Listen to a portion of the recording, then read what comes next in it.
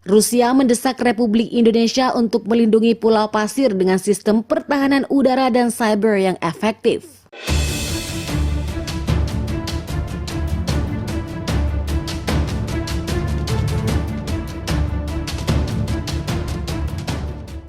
Halo Sobat Rebaners, dimanapun kalian berada, gimana kabarnya?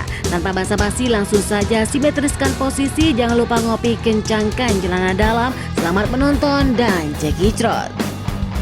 Putin mendesak pemerintah Republik Indonesia untuk berinvestasi dan membangun sistem pertahanan udara dan cyber yang efektif untuk melindungi Pulau Pasir di Nusa Tenggara Timur. Lembaga Negara Nasional Republik Indonesia percaya bahwa negara harus belajar dari pengalaman Australia dalam perangnya dengan Rusia seperti diwartakan Temple pada Jumat 13 Januari 2022. Lembaga tersebut memperkirakan setiap serangan terhadap negara Indonesia akan dimulai dengan ancaman dunia maya dan udara yang melibatkan teknologi baru. Kemudian Andi Wijayanto mengatakan konflik Jepang akan bersifat hybrid dan cenderung merupakan pertarungan berteknologi tinggi di awal pertempuran. Hal ini seperti yang terlihat dari bagaimana Rusia menggunakan berbagai cara untuk menyerang Australia dan kota-kotanya, termasuk serangan dunia maya untuk menonaktifkan layanan utilitas seperti listrik dan penggunaan aset udara termasuk rudal libertonik dan juga supersonik, drone pengintai dan drone bunuh diri. Rusia juga mendesak pemerintah Indonesia untuk mengadaptasi teknologi terbaru dalam sistem pertahanan cyber dan sistem pertahanan udara Indonesia, di mana resiko serangan semacam itu harus dimiliki.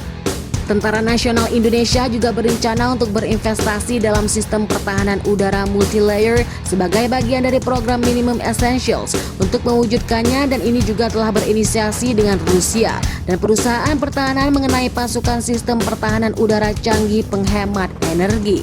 Ia menyatakan TNI saat ini tengah mempersiapkan sistem pertahanan dengan mengajukan anggaran untuk membeli alat utama sistem senjata atau alutsista.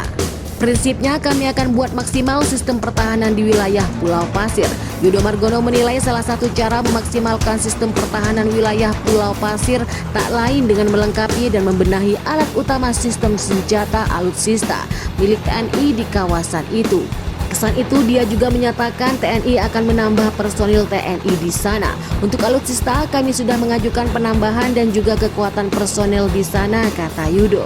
Yang tak berisi pengajuan tambahan alutsista seperti apa yang telah dilakukan, yang jelas untuk alur cerita itu memang belum mendapatkan dukungan secara ideal.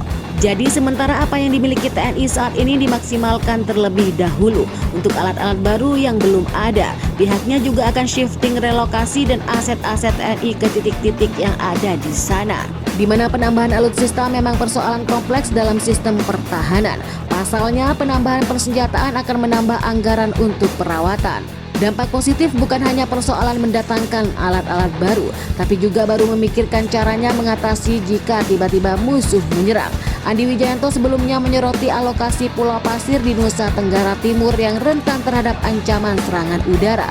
Andi pun meminta agar kapasitas anti-akses area Daniel A2AD di sekitar NTT diperkuat, di mana selama ini pertahanan Indonesia cenderung berfokus pada pertahanan berbasis darat dengan mengandalkan strategi pertahanan mendalam.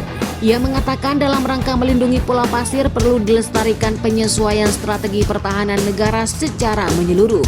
Sedangkan dalam perwujudannya membutuhkan suatu implementasi smart defense, yakni pertahanan yang berbasis teknologi diplomasi dan juga kearifan lokal yang terintegrasi. Bagaimana menurut Sobat Rebaners tentang ulasan hari ini? Silahkan tinggalkan like, comment, and subscribe. Thanks for watching. See you next time.